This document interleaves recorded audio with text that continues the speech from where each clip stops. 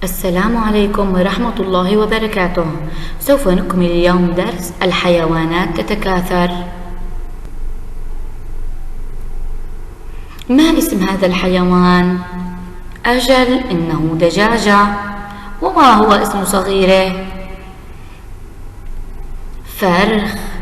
ما هي طريقة تكاثره كما تعلمنا في الدرس السابق؟ أجل، إنه يتكاثر بالبيض.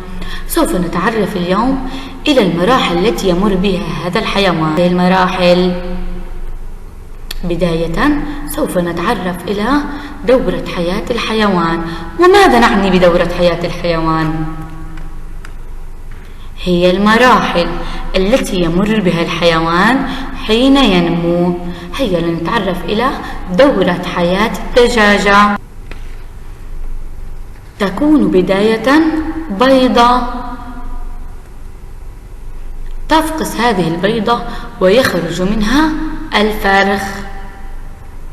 ينمو هذا الفرخ ليكون دجاجة، ومن ثم تبيض هذه الدجاجة وتنتج بيضة.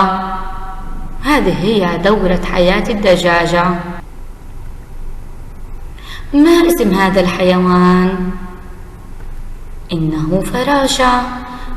سوف نتعرف الآن إلى دورة حياة الفراشة. بداية تضع الفراشة البيوض،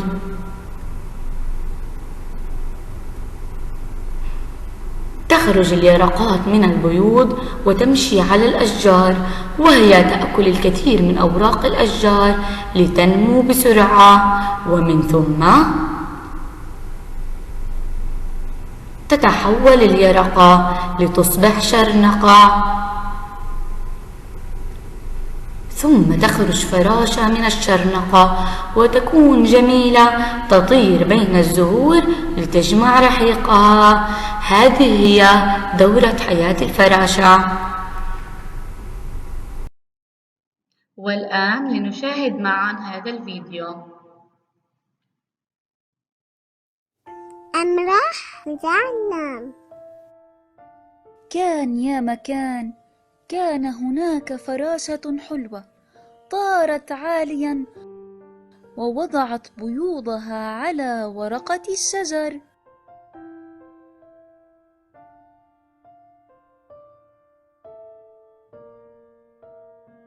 فقست البيضة وخرجت منها يرقة لم تشبه الفراشة أبدا، بل كانت تشبه الدودة. كانت يرقة جائعة جدا جدا، فما كان منها إلا أن أكلت قشر البيضة التي خرجت منها، ثم بدأت تأكل ورقة الشجر، وظلت تأكل وتأكل حتى كبرت، وبعدها أحست بالشبع. ذهبت يرقة وتعلقت بغصن شجرة، وبدأت تلف حولها خيوطا حتى غطتها بالكامل. نامت يرقة داخل شرنقتها، وأصبح اسمها خادرة. ظلت خادرة في الشرنقة فترة من الزمن، ثم بدأت الشرنقة بالتشقق، وخرج منها فراشة جميلة. بيضة، يرقة، خضرة، فراشة. بيضة، يرقة، خضرة، فراشة.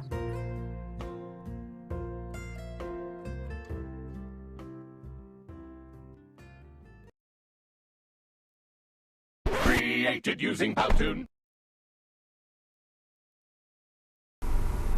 والآن لنكمل الفراغ بما هو مناسب باسم المرحلة من دورة حياة الفراشة: بيضة، يرقة، شرنقة، فراشة.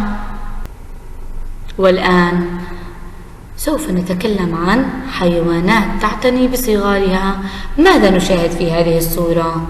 ما اسم هذا الحيوان؟ إنه كنغر. وماذا يفعل؟ يحمل صغيره في جيبه.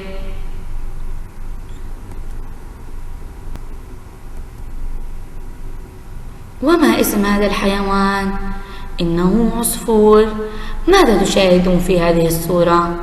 ماذا يفعل العصفور؟ يحضر الطعام لصغاره.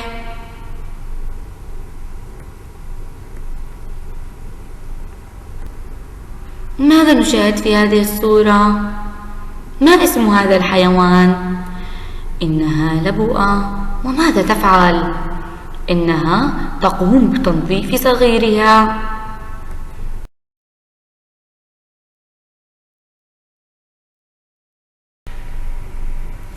وبذلك نكون توصلنا إلى أن الحيوانات تعتني بصغارها من أجل حمايتها، إطعامها، تنظيفها، وتعليمها الطيران. والآن هيا بنا لنتعرف إلى حيوانات لا تعتني بالصغار، مثل السلحفاة، الضفدع. وأخيرا هيا نكتب معا أسماء حيوانات لا تعتني بصغارها: الفراشة والتمساح. هيا صغاري لنراجع معلوماتنا السابقة. الكلب كيف يتكاثر؟ بالولادة. وهل يعتني بصغاره أم لا يعتني؟ يعتني. البقرة تتكاثر أيضا بالولادة وتعتني بصغارها. أما الضفدع فهو يتكاثر بالبيض ولا يعتني بصغاره. أما الدجاجة تتكاثر بالبيض وتعتني بصغارها.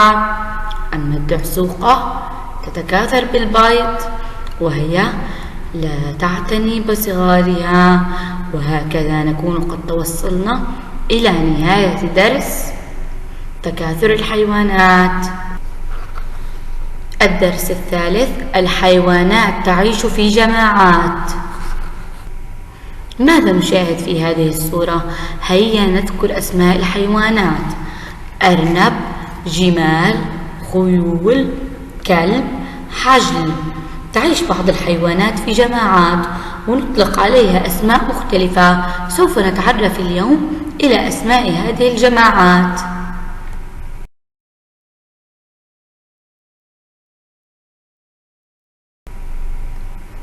الطيور نطلق عليها سرب طيور. الأسماك سرب سمك. الأبقار قطيع أبقار. والأغنام قطيع غنم. أما النحل فنطلق عليه جماعة نحل.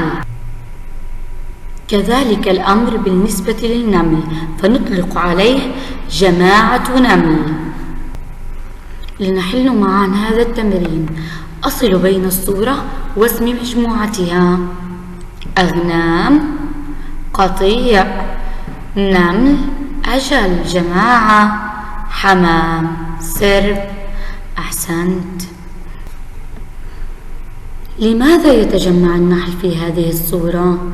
وماذا سمينا تجمع النحل؟ جماعة نحل. يتجمع النحل في هذه الصورة لكي يصنع الطعام وهو العسل. ولماذا تتجمع الطيور في هذه الصورة؟ وما سمينا تجمعها؟ سرب طيور. هذه الطيور تهاجر. ولماذا تتجمع الغزلان هذه معا؟ وماذا سمينا تجمعها؟ قطيع الغزلان. تتجمع هذه الغزلان معا لكي تحمي نفسها. ولقد توصلنا إلى أن الحيوانات تعيش في جماعات من أجل الحصول على الغذاء أو صنعه، والحماية، والهجرة أو التنقل. وبذلك نكون قد توصلنا إلى نهاية درس التجمع عند الحيوانات. شكرا لحسن استماعكم.